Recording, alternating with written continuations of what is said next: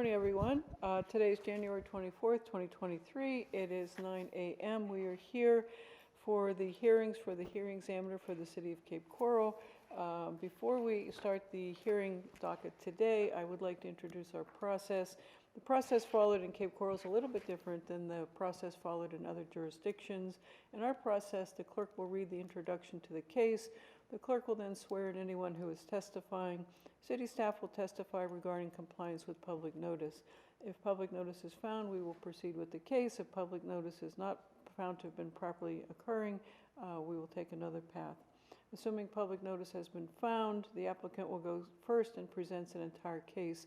In the City of Cape Coral, the applicant is required to present an entire case addressing all the elements of the LDC and any other applicable statutes. The city staff will go second and presents their case. Public comment is next. If you're here for public comment, please make sure that your comments are comprehensive, because once public comment is closed, it will not be reopened. The applicant then responds to questions, makes any final comments, staff does the same, and then the hearing is concluded. If you have a cell phone with you this morning, please either turn it off or silence it, and take any cell phone conversations outside the room. If you prefer to have private conversations, please move away from the speaker's lectern so we do not accidentally record your conversation. Once it's recorded, it becomes part of the public record. If you have comments, please come to the microphone so we can properly record your testimony. All testimony must be under oath. If there are members of the public here today who wish to testify, they're requested to go to the microphone on the podium, which is to my left, your right. It is at the side of the room where you entered the room. It has the same video and audio capability as the microphone in the center of the aisle. Anyone who provides testimony other than the applicant's representative and staff is requested to fill out a public participation card so we can properly spell your name. If you wish a copy of the hearing examiner's recommendation or order, as the case may be, please provide your email contact information for that purpose. However, also please be aware that if you do provide your email contact information, at that time your email contact information becomes public record. With those preliminary comments, I'm going to turn to the clerk. And Madam Clerk, would you please call the first case? Thank you. Case number VAC 22-000029, address 5346 Bay Point Court, applicant CT Lending Solutions LP, care of Justin Negip. The owner, CT Lending Solutions LP, is applying for a vacation of plat for a canal right-of-way and underlying easements being a part of the Bay Point Canal and Bayshore Canal, adjacent to lots 21 and lots 22, block 159, unit 4, part 2, Cape Coral subdivision, vacating platted easements in lots 21 and lots 22, block 159, unit 4, part 2, Cape Coral subdivision, and vacating easements underlying a portion of Bay Point Court right-of-way previously vacated by resolution 07-00. The property is located at 5346 Bay Point Court. Any persons giving testimony today, if you are able, please stand and raise your right hand. Do you solemnly swear or affirm to tell the whole truth and nothing but the truth? Thank you. Thank you, Madam Clerk. May we have staff up, please? Thank you.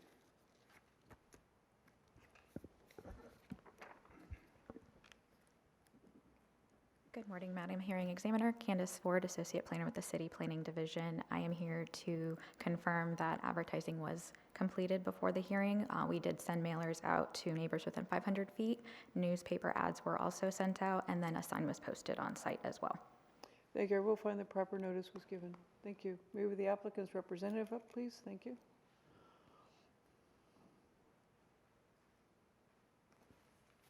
Good morning. Good morning. Could you state your name for the record, please? Justin Negip with Lux Development Group. All right, thank you. Your turn. I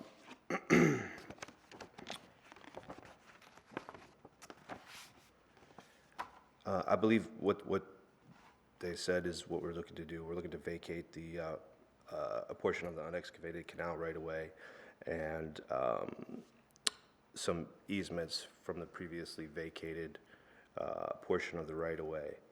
I believe I want to incorporate the staff report into mine. If we're in agreeance and with everything in that report, and we're doing this according to the Cape Coral guidelines. Could you tell us a little bit about the property, please? The property is 5346 Bay Point Court. What we're looking to do in partnership with CT Lending, the owner of the property, is develop a custom residence on the property, and due to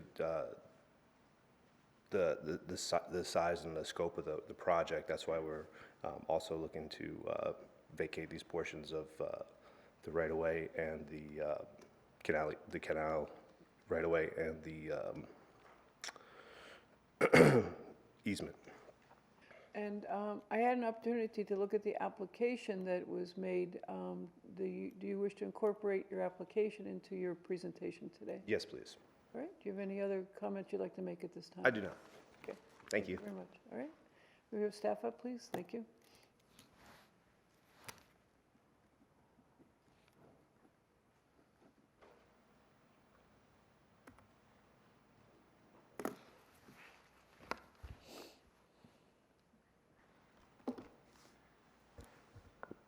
All right.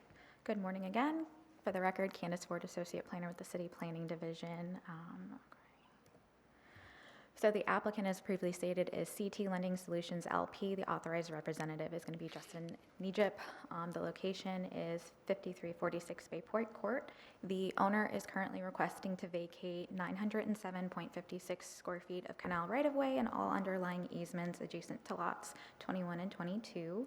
They're also requesting 1,281 square feet of platted easements following the water frontage lines of lots 21 and 22.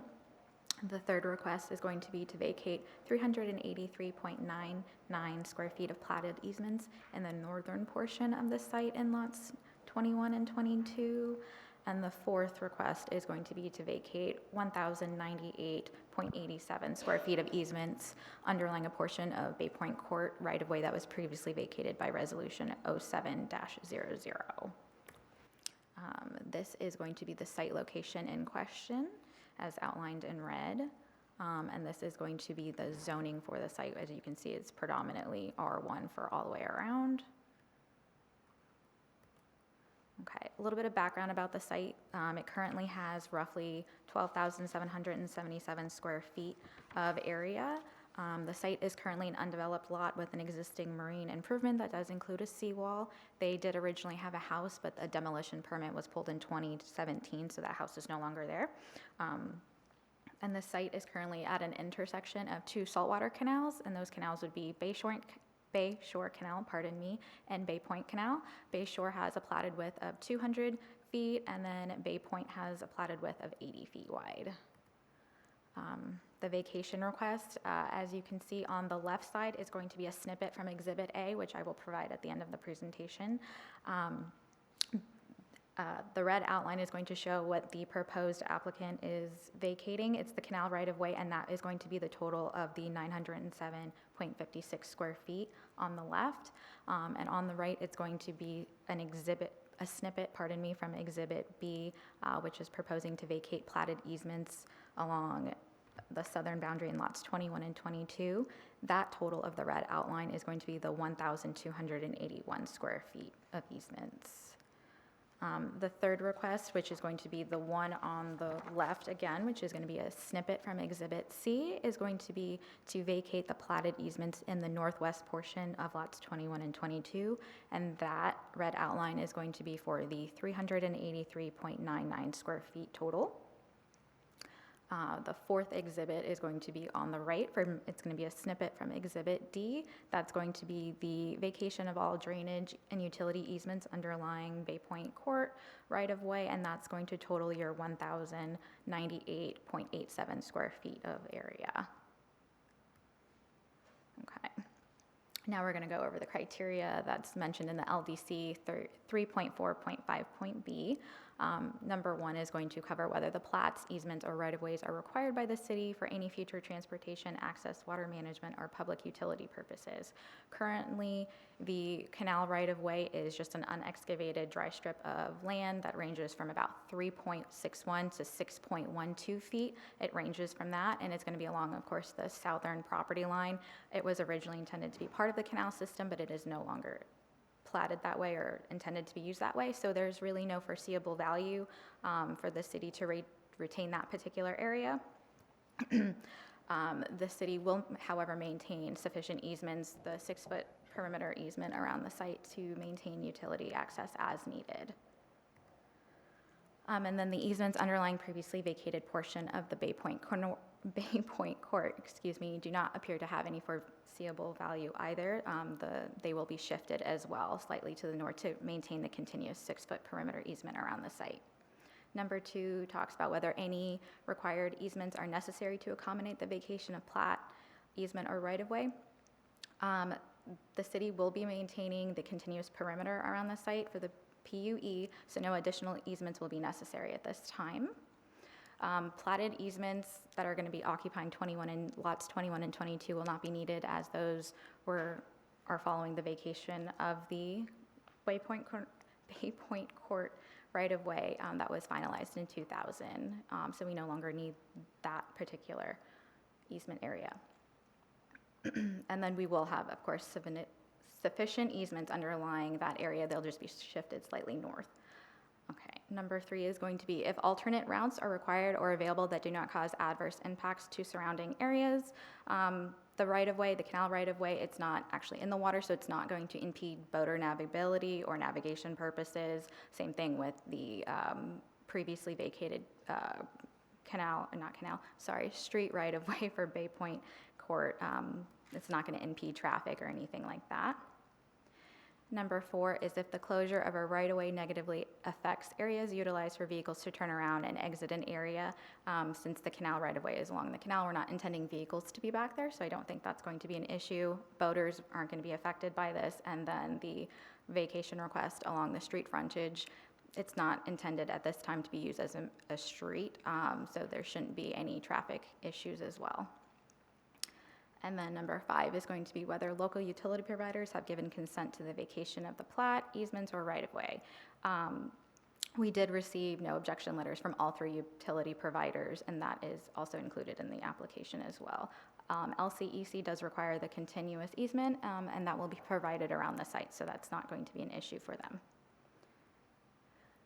For the comprehensive plan portion of this, it is consistent with Table 1, specifically Policy 1.15, that does show that the R1 district is consistent with the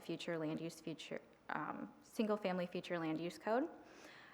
The request is also consistent with Policy 5.1.5.A at roughly 13,684 square feet once vacations are completed. It will have the density of roughly 3.18 dwelling units, which is well below the maximum density of 4.4 dwelling units per acre allowed by the future land use code.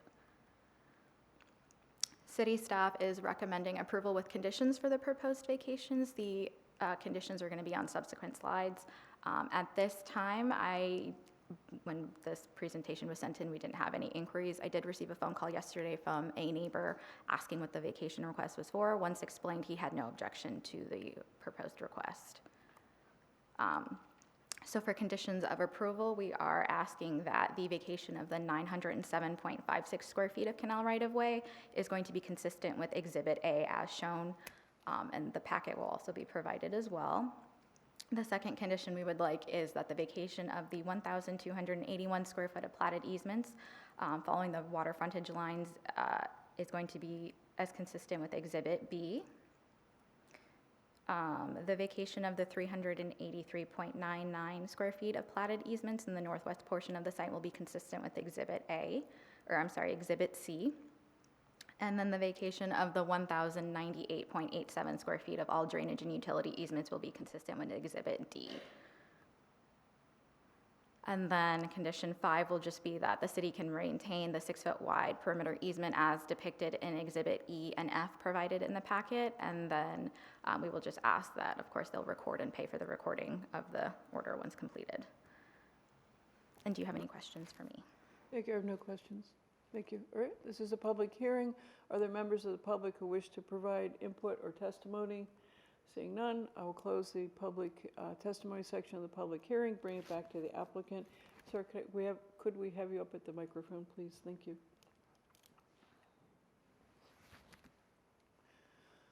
You've heard the testimony of staff. Do you wish to incorporate that testimony into your presentation? Yes, I do. All right, do you have any other testimony you'd like to provide? No, I us? do not. Thank Thank you you. very much. All right. I'm assuming the same for staff since you just finished. And I will recommend to the city council that the vacation go forward as requested by the applicant's representative. I know time is money, so I will attempt to get that out as quickly as possible so that city council can hear it at their earliest convenience. I'll close the hearing at this time. The date and time of the next hearing is Tuesday, February 7th, 2023 at 9 a.m. here in council chambers. We stand adjourned at 9:15 a.m. Thank you.